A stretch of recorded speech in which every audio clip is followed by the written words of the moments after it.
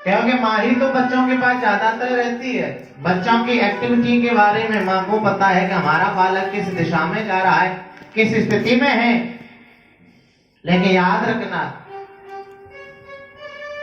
आज रावण अपनी मां के द्वारा दुष्ट बना, केकसी के द्वारा।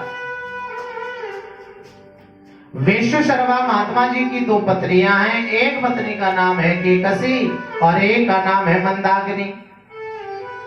मंदाकिनी कुबेर की मां है और केकसी का पुत्र है रावण, क्योंकि ये केकसी राक्षसनी है, ये दुष्ट प्रवृत्ति की है, ये सुकेसी की पुत्री है। और जैसा प्राणी आचरण करता है वैसा ही उसको फल मिलता है। श्री सुखदेव जी राजा परीक्षित से कहते हैं, राजन, जब कुबेर ऐशो आराम प्राप्त करने लगा तो केकसी को बड़ा बुरा लगा। तो एक दिन रावण ने पूछा, मां बात क्या है, तू दुखी क्यों रहती है? जब केकसी ने कहा, देख मेरी सौत को छोड़ा कैसे कैसे आनंद भोग रहा है। तो रावण ने कहा, चिंता मत कर मां, मैं कुबेर से भी ज्यादा यश प्राप्त करके दिखाऊंगा। और चला गया मंदराचल पर्वत पे, कठोर तप किया और उस तप के प्रभाव से भगवान ब्रह्मा को प्रसन्न किया और ब्रह्मा जी से यही वरदान मांगा कि मुझे मनुष्यों से कोई डर नहीं है और संसार में मोर कोई मार भी मारो नहीं हो। क्योंकि मनुष्यों को तुच्छ समझता है। यहां भागवत कहती है कि दुश्मन को, कर्जा को और बीमारी को कभी छोटा नहीं समझना चाहिए। और जो प्राणी इन तीनों चीजों को छोटा समझ लेता है वही प्राणी संसार में पतन का कारण बन जाता है। दुश्मन को कभी छोटा न समझे, पता नहीं कब पार कर दे, कब अटैक कर दे, कब हमारे प्राणों का घातक बन जाए। बीमारी को कभी छोटा न समझे और कर्जे को कभी छोटा न समझे। जब तक हमारे जीवन में कर्जा है, पहले उस कर्जे को उतारने की सोचो। क्या?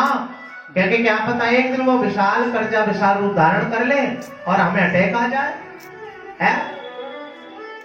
तो कोशिश करो पहले कर्जे को कभी छोटा मत समझना भैया। और जिसने छोटा समझ लिया, अरे क्या है, लाख 2 लाख के 1-2 रुपए सैकड़े की ब्याज है, दे देंगे आराम से, उसकी चिंता रखिए पहले। यही शास्त्र का सबसे बड़ा सिद्धांत है। आज रावण मनुष्यों को तुच्छ समझने लगा है, तभी तो भगवान ने मनुष्य के राम के रूप में अवतार लिया। बोलो राम जी महाराज जी, जय जय राम कथा, जय जय राम कथा, जय जय कृष्ण कथा, जय जय राम कथा, जय जय कृष्ण कथा, जय जय राम कथा, जय जय कृष्ण कथा। इसे श्रवण कर मिट जाती है, इसे श्रवण कर मिट जाती है जन्म जन्म की सारी विदा। जय जय राम कथा, जय जय कृष्ण कथा, जय जय राम कथा, जय जय कृष्ण कथा। आई सेवा, जय हो।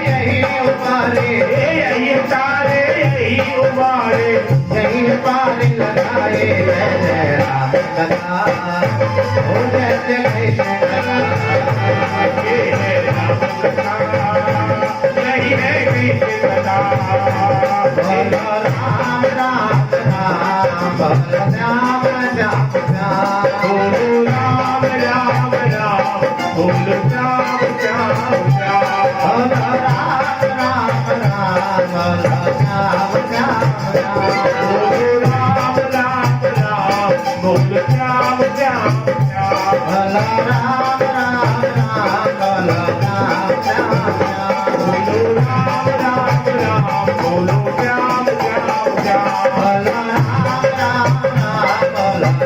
श्याम बोलो राम राम राम बोलो श्याम श्याम श्याम बोलिए राम जी महाराज के। और भवसागर से पार हो गए। पंडित बताया जाता है राम जी का अवतार लेने का सबसे बड़ा कारण है कि ये रावण कौन है? ये रावण अगले जन्म का शंखचूड़ है। कौन है? शंखचूड़। ये शंखचूड़ कौन है? ये वृंदा का पति है। जो वृंदा सबसे बड़ी पतिव्रता नारी है, जो संसार में जिसका नाम है, जो स्त्रियां पतिव्रता होती हैं उसका नाम ऊंचा हो जाता है। भगवान उसकी महिमा को संसार में अमर कर देता है। सती अनुसुईया का नाम सुना है ना? कितनी बड़ी पतिव्रता नारी थी, जिस अनुसुईया ने अपने पतिव्रत धर्म के द्वारा ब्रह्मा विष्णु महेश को छोटे छोटे बालक बना लिया। ऐसी पतिव्रता नारी। और इस शंखचूड़ की पत्नी वृंदा भी पतिव्रता है, लेकिन शंखचूड़ राक्षस है, दुष्ट है, अत्याचार करने वाला, पापाचार करने वाला है। लेकिन इसकी पत्नी वृंदा भगवान विष्णु की भक्तन है, भगवान विष्णु का नाम लेती है, भगवान विष्णु की आराधना करती है, मन ही मन भगवान को जाप करती है। लेकिन पति दुष्ट है फिर भी उसकी सेवा करती है, पतिव्रत धर्म को भी निभाती है। इस शंखचूड़ के पीछे इसकी पत्नी की ताकत है। ये इतना बड़ा शक्तिशाली है, ये मरने में नहीं आ रहा। एक बार तो इसने सबरे देवताओं को पराजित कर दिया, भगवान शंकर को भी हरा दिया। जो भगवान शंकर को हरा सके ऐसा तो भैया गांव में सामर्थ्य ना है, लेकिन फिर भी वृंदा का पति शंखचूड़ ने भगवान शंकर को पराजित किया। क्यों? क्योंकि इसकी पत्नी की ताकत है। एक दिन भगवान शंकर ने भगवान विष्णु से पूछा, प्रभु ऐसा कोई उपाय है जिससे ये शंखचूड़ मर जाए? भगवान विष्णु ने कहा, एक उपाय है, जब तक इसकी पत्नी का पतिव्रत धर्म नष्ट नहीं होगा ये मरने वाला नहीं है। बोले पतिव्रत धर्म नष्ट कौन करने वाला है? जब जाकर के आज भगवान शंकर ने कहा, प्रभु जी इस काम को तुम ही कर सकते हो, क्योंकि संसार में सबसे बड़े छलिया ही तुम हो। जितने भी छल करे तुमने करे। जब समुद्र मंथन हुआ तो मोहिनी रूप धारण किया तो तुमने किया है। भस्मासुर को मारने के लिए फिर भी मोहिनी रूप धारण किया तो तुमने ही किया। कच्छप रूप धारण किया तुमने किया, नरसिंह रूप लिया तुमने लिया, वराह रूप लिया तुमने लिया, मछली रूप लिया तुमने लिया। संसार में जितने भी रूप धारण करे सब आपने ही तो करे, जितने भी छल करे आपने ही तो करे महाराज। भगवान विष्णु ने मना किया ना, किसी स्त्री के पतिव्रत धर्म को नष्ट करना ये सबसे बड़ा अपराध होता है। जब भगवान शंकर कहते हैं एक पतिव्रत धर्म नष्ट करने का इतना पाप नहीं है, अगर आपने वृंदा का पतिव्रत धर्म नष्ट नहीं किया तो इसका पति जालंधर शंखचूड़ हजारों लाखों माताओं के पतिव्रत धर्म को नष्ट कर देगा। और लाखों को बचाने के लिए एक पतिव्रत धर्म नष्ट करना पड़े तो इसमें कोई दोष नहीं है। अब भाई सीधी सी बात है, एक तरफ लाखों आदमी हो, एक तरफ एक दुष्ट हो, और दुष्ट को मारने से अगर लाखों बच जाए वो अच्छा है कि एक दुष्ट की वजह से हजारों लाखों मर जाए वो अच्छा है? एक मरने से अच्छा, दुष्ट मर जाए वो अच्छा है। तो भगवान विष्णु ने भगवान नारायण को समझाया। नारायण भगवान ने कहा ठीक है। आज भगवान शंकर से कहा कि जाओ तुम ललकारो शंखचूड़ को।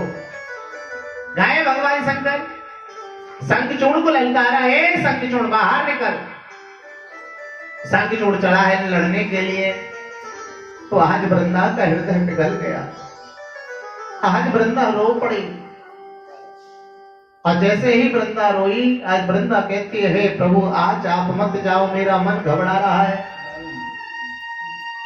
कहती घर में कोई अनहोनी होती है ना, तो माताओं का हृदय पहले ही घबराने लग जाता है। माता पहले ही लग जाती है, मेरा मन नहीं लग रहा, मेरा मन घबरा रहा है, पता नहीं क्या होगा, आज मेरा जी नहीं लग रहा, बेचैनी हो जाती है ना। तो वृंदा भी हो रही है। वृंदा कह रही है, आज मेरा मन नहीं लग रहा, जी घबरा रहा, पता नहीं क्या होने वाला है, आज आप मत जाओ। लेकिन संगचूड़ नहीं माना, चल पड़ा लड़ने के लिए। और जैसे ही लड़ने के लिए गया, आहा, श्री सुखदेव स्वामी कहते हैं, राजन इधर शंखचूड़ तो भगवान शंकर से लड़ने गया, इधर भगवान नारायण शंखचूड़ का रूप धारण करके वृंदा के पास आए। और वृंदा ने पूछा, प्रभु आप बड़ी जल्दी लौट के आ गए। जब जाकर के भगवान ने कहा, देवी जैसे ही हम बाहर गए, हमने सोचा कि आज हमारी पत्नी ने मना किया तो हम लौट के वापस आ गए। लेकिन वृंदा समझ न पाई भगवान के छल को। और भगवान नारायण ने वृंदा के पतिव्रत धर्म को नष्ट कर दिया। जो शंखचूड़ के गले में माला थी वो टूट गई और भगवान शंकर समझ गए। शंकर ने अपने त्रिशूल के द्वारा शंखचूड़ का वध कर दिया, मार दिया। और जैसे ही शंखचूड़ को मारा, बताया जाता है कि आज वृंदा को पता चला,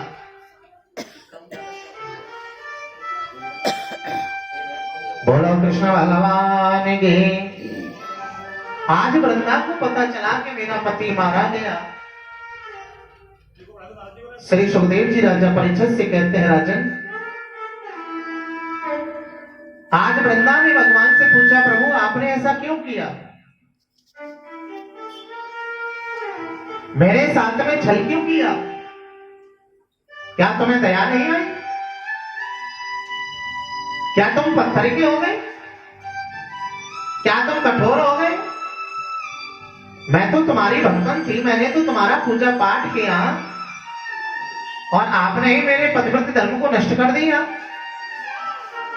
भगवान मुस्कुराए।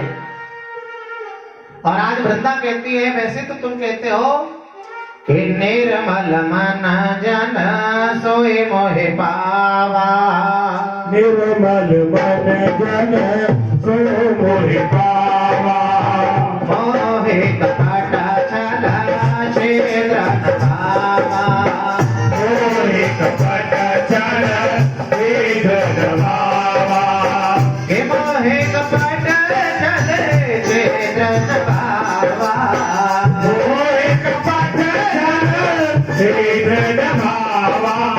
वैसे तो कहते हो कि मुझे छल कपट अच्छा नहीं लगता, निर्मल मन जन सोए मोहे पावा, मुझे पवित्र मन वाला चाहिए। और आपने मेरे साथ ही छल कर दिया। आज आपका मन कहां गया, आज आपका मन काला हो गया, आपका दिल पत्थर का हो गया। मैं जाऊं तुम्हें श्राप देती हूं कि तुम भी काले पत्थर के हो जाओ। हाँ प्रभु, तुमने मेरे पति की अनुपस्थिति में मेरा पतिव्रत धर्म नष्ट किया, मेरे साथ छल किया। मैं तुम्हें यह भी श्राप देती हूं कि अगले जन्म में मेरा पति ही रावण बन के आएगा और तुम्हारी अनुपस्थिति में तुम्हारी पत्नी का हरण करके ले जाएगा। ये शंखचूड़ी रावण बन के आया।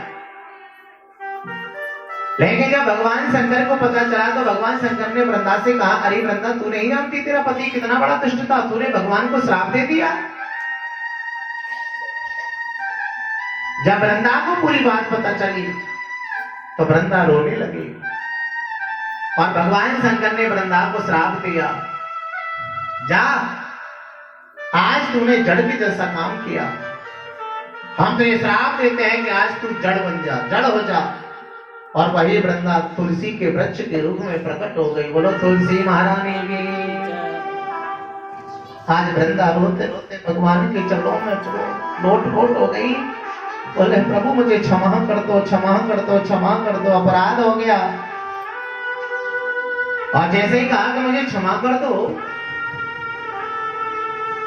अपने से दूर मत करना, मैं आपकी भक्तन हूं। भगवान नारायण ने कहा हर पत्नी अपने पति को परमेश्वर के रूप में देखती है। किसके रूप में? कहते हैं ना पति परमेश्वर होता है। और आज स्वयं परमेश्वर ही तेरे पति के रूप में आ गया तो तू समझ न सकी, तू पहचान न सकी। आज वृंदा रोती है। भगवान ने वृंदा से कहा वृंदा चिंता न कर, आज से हमारा तेरा रिश्ता पवित्र हो गया, अमर हो गया। आज के दिन हम तेरे पति बन के आए, आज से हमारा तेरा रिश्ता पति पत्नी का हो गया। और आज के दिन जो हमारा विवाह कराएगा उस प्राणी की मनोकामना पूर्ण हो जाएगी। आपने देखा ना कि देवठान के दिन तुलसी और सालग्राम की शादी होती है, विवाह होता है, अभी आने वाली है। देवठान के 23 नवंबर का है। बड़े लोग बड़े धूमधाम से मनाते हैं शादी। यहाँ भी होती है क्या? यहाँ भी कोई करता? बहुत सी जगह करते हैं लोग। तुलसी का और शालग्राम का बड़े धूमधाम से विवाह करते हैं। ये अमर अमर का नाता है। जब जब भगवान कृपा करते हैं आनंद होता है। बोलो कृष्ण भगवान की। भगवान अपने भक्तों से बड़ा प्रेम करता है। अहम भक्त पराधीनो हास्य तत्र वद्वज। भगवान कहते हैं मैं तो अपने भक्तों के अधीन हूँ महाराज। और भगवान ये भी कहते हैं कि मैं अपने भक्तों की भक्ति को अपने दिल में बसा के रखता हूँ कि मेरे दिल में गई ये समाए, ओ समाए भगत